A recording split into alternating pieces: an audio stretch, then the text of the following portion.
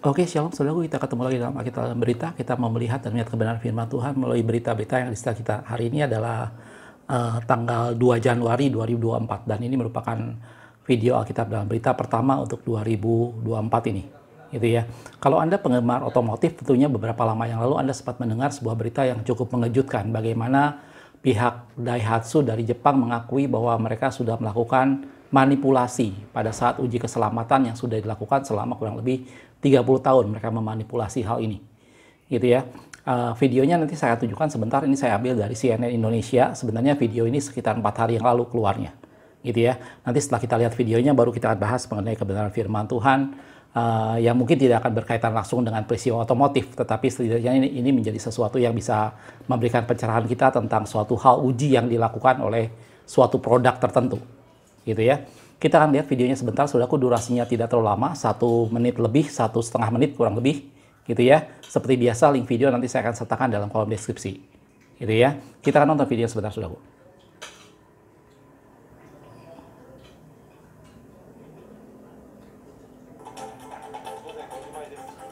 Skandal kembali menerpa dunia otomotif. Kali ini, Daihatsu, anak perusahaan Toyota, mengakui memalsukan hasil uji keselamatan mobil selama lebih dari 30 tahun. Daihatsu telah menghentikan produksi dan pengiriman mobil di Jepang. Pada CNN, seorang juru bicara mengungkapkan perusahaan telah menghentikan kegiatan produksi di keempat pabrik di Jepang pada pekan lalu, termasuk 1 pabrik di kantor pusat di Osaka. Penutupan ini akan berlangsung hingga akhir Januari 2024 dan diprediksi berdampak pada sekitar 9.000 karyawan.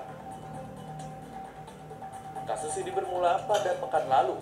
Daihatsu mengumumkan bahwa sebuah komite pihak ketiga yang independen telah menemukan bukti kecurangan dalam pengujian keselamatan pada 64 model kendaraan. Manipulasi data ini mulai terendus awal 2023 dan pada April 2023, Daihatsu mengakui telah melakukan kecurangan pada uji tabrak samping kendaraan yang dikembangkan untuk pasar ekspor. Dilansir Nikkei Asia, Tokai Tokyo Research Institute memperkirakan Daihatsu Motor diprediksi akan mengalami kerugian besar hingga $700 juta atau sekitar lebih dari 10 triliun rupiah. Hal ini berkaitan dengan penghentian produksi dan pengiriman mobil Daihatsu dan Toyota di Jepang, serta pemberian kompensasi untuk ratusan pemasok komponen.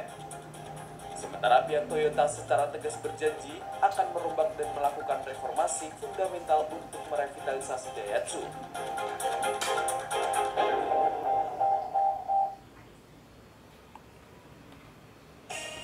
Oke, beritanya seperti itu, saudaraku. Jadi seperti tadi saya sudah bilang, link berita nanti saya akan sertakan di kolom deskripsi. Ini satu berita yang cukup mengejutkan, apalagi kita tahu Jepang salah satu negara yang sangat disiplin mengikuti sebuah aturan, dan ternyata mereka selama 30 tahun sudah melakukan manipulasi untuk uji keselamatan kendaraan, khususnya merek Daihatsu, yang untuk ekspor, gitu ya. Jadi untuk dikirim ke negara-negara lain.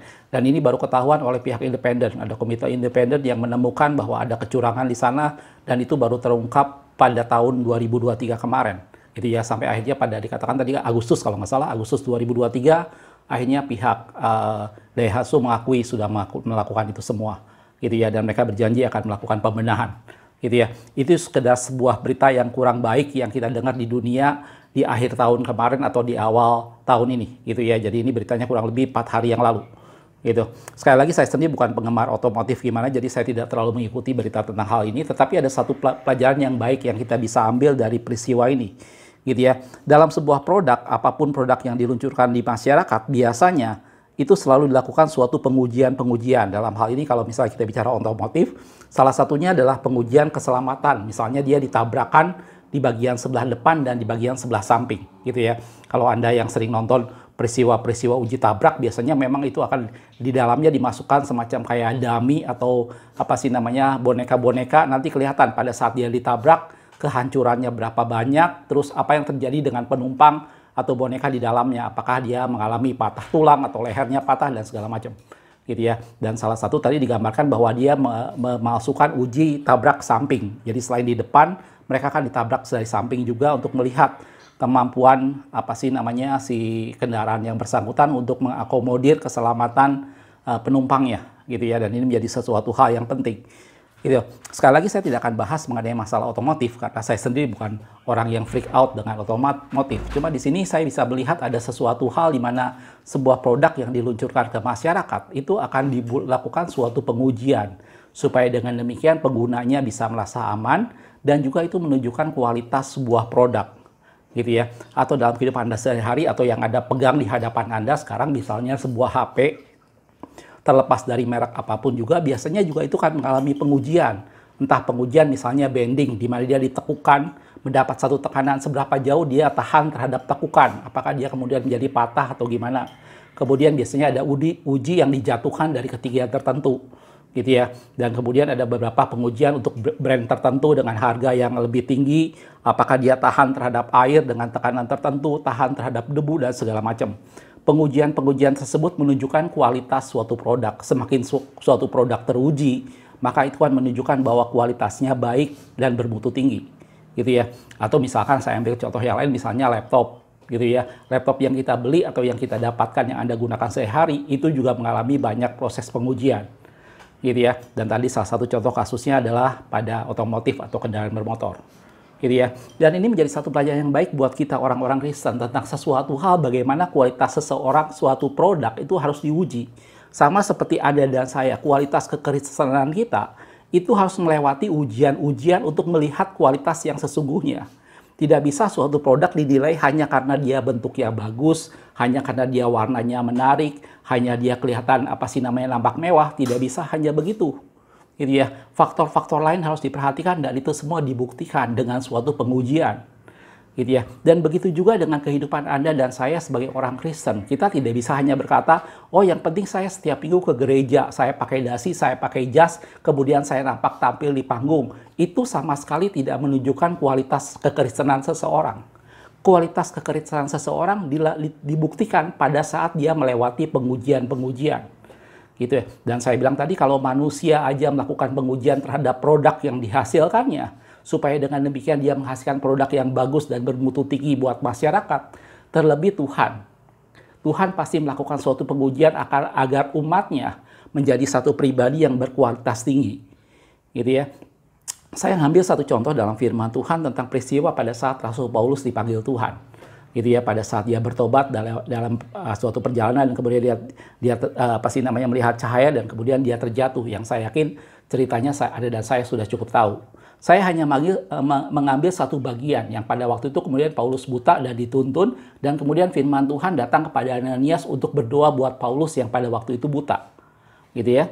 Saya ambil dalam Kisah Para Rasul 9 ayat 15 sampai 16. Dikatakan seperti ini, tetapi firman Tuhan kepada Ananias, pergilah sebab orang ini adalah alat pilihan bagiku. Orang ini Paulus maksudnya itu adalah alat pilihan bagi Tuhan. Suatu alat, sesuatu yang Tuhan hendak pakai dan dia terpilih.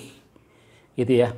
Untuk memberitakan namaku kepada bangsa-bangsa lain serta raja-raja dan orang-orang Israel. Suatu tugas yang tidak mudah di mana Tuhan memilih Paulus untuk memberitakan firman Tuhan, untuk memberitakan tentang Injil Kerajaan Allah kepada bangsa-bangsa lain, kepada raja-raja dan juga terlebih kepada orang Israel itu sendiri, gitu ya. Dan ini menjadi sesuatu hal yang Tuhan pilih pada Paulus dengan suatu tugas yang istimewa, gitu ya. Dan dia bilang pada Ananias, Allah bilang pada Ananias, orang ini alat pilihan bagiku, dia bukan orang sembarangan, aku pilih dia, kata Tuhan.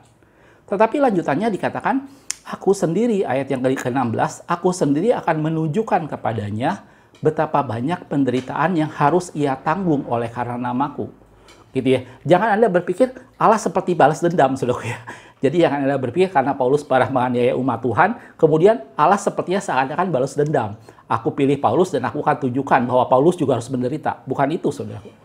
Gitu ya. Kenapa di sini digambarkan bahwa aku sendiri akan menunjukkan betapa banyak penderitaan yang harus dia tanggung? Kenapa Tuhan tidak bilang aku sendiri akan menunjukkan betapa besar kuasaku? Aku sendiri akan menunjukkan betapa dalamnya pengertian firman Tuhan yang akan kusingkapkan kepadanya. Gitu ya. Tetapi secara khusus Allah bicara soal satu penderitaan. Dia bilang aku sendiri akan menunjukkan kepadanya betapa banyak penderitaan yang harus ia tanggung oleh karena namaku. Allah tidak bicara soal aku akan nyatakan kuasaku melalui hidupnya. Allah tidak bicara masalah aku akan singkapkan rahasia-rahasia firman Tuhan supaya Paulus bisa menyatakan banyak hal. Tetapi yang Allah tekankan di sana adalah aku akan menunjukkan kepadanya betapa banyak penderitaan yang harus ia tanggung. Gitu ya. Ini bicara soal suatu bentuk pengujian, suatu bentuk, suatu kualitas yang akan Paulus hasilkan, yang akan Allah cetak dari pribadi Paulus.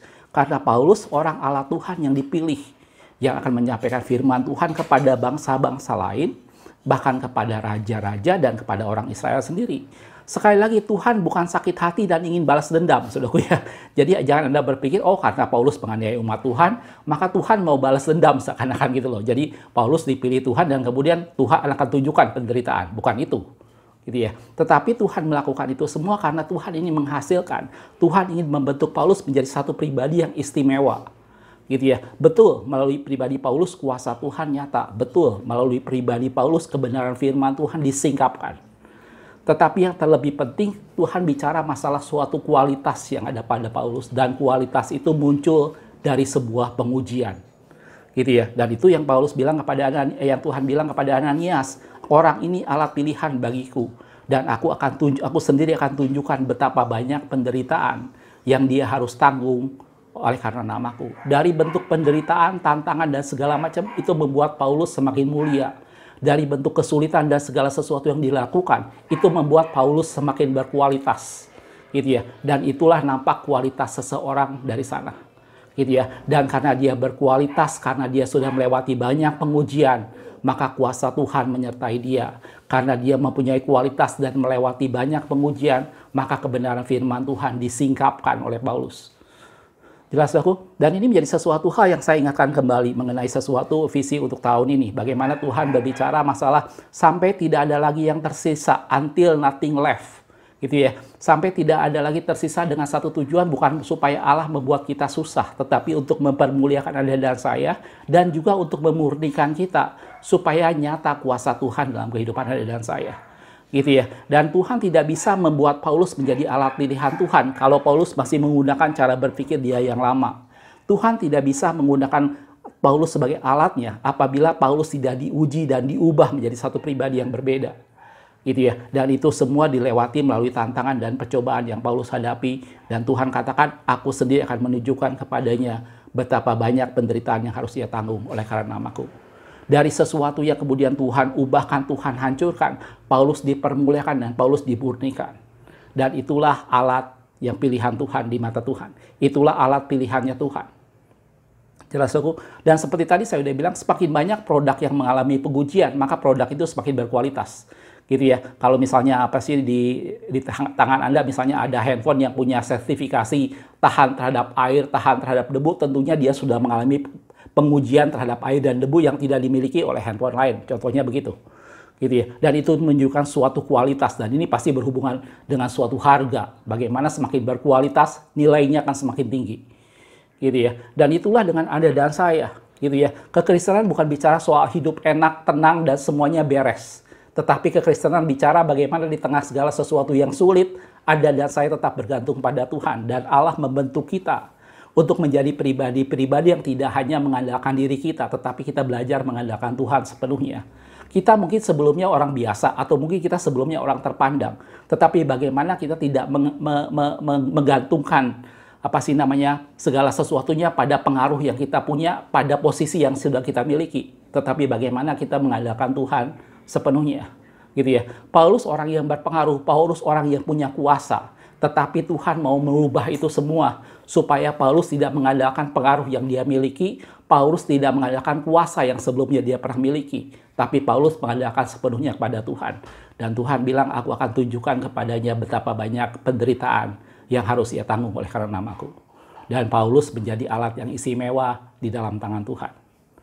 Jelas aku? Dan ini mengingatkan kita sama-sama untuk mari. Tahun ini mungkin saya tidak bicara sesuatu yang sebenarnya tampak kelihatannya enak, tetapi saya percaya bahwa dari ini semua Allah mau mempermuliakan kita semua. Allah mau supaya kita dimurnikan, supaya kita siap menjadi mempelai yang sempurna. Gitu ya. Dalam Yesaya 1 ayat 25 firman Tuhan dikatakan, aku akan bertindak terhadap engkau. Aku akan memurnikan perakmu dengan garam soda dan akan menyingkirkan segala timah daripadanya. Dengan garam soda kita dimurnikan perak kita dan menyingkirkan timah daripadanya, supaya nothing left, supaya tidak ada lagi timah-timah yang tersisa dan Tuhan memurnikan kita dengan garam soda, kata firman Tuhan. Gitu ya. Satu ayat lagi dalam Sakaria 13 ayat 19, ayat yang ke-9 dikatakan, Aku akan menaruh yang sepertiga itu dalam api, dan akan memurnikan mereka seperti orang memurnikan perak. Aku akan menguji mereka seperti orang menguji emas. Lanjutannya, mereka akan memanggil namaku, dan aku akan menjawab mereka. Aku akan berkata, mereka adalah umatku, dan mereka akan menjawab, Engkau adalah Allahku. Gitu ya. Dan ini menjadi sesuatu hal yang luar biasa, satu hubungan yang sangat dekat di mana kita memanggil Engkau Allahku, dan Allah berkata, Engkaulah umatku, Engkaulah Allah pilihanku, Engkaulah umat kesayanganku. Gitu ya. Dan itu terjadi apabila Allah memurnikan kita semua, dan hidup kita bukannya kita lagi, tetapi Kristus yang hidup di dalam aku. Jelas aku, mudah-mudahan tahun ini menjadi satu tahun di mana Anda dan saya mari belajar semakin serupa dengan Kristus. Mari kita menanggalkan segala sesuatunya until nothing left, sampai tidak ada lagi yang tersisa, tidak ada lagi kehidupan yang tidak benar, tidak ada lagi keakuan dan keegoan kita semua. Tetapi biarkan Tuhan menguji kita, biarkan Tuhan melatih kita semua, sehingga akhirnya kita nampak dan kita muncul seperti emas yang dimurnikan. Jelas aku? Makasih sudah menonton, kita ketemu di video berita berikutnya. Tuhan Yesus memberkati.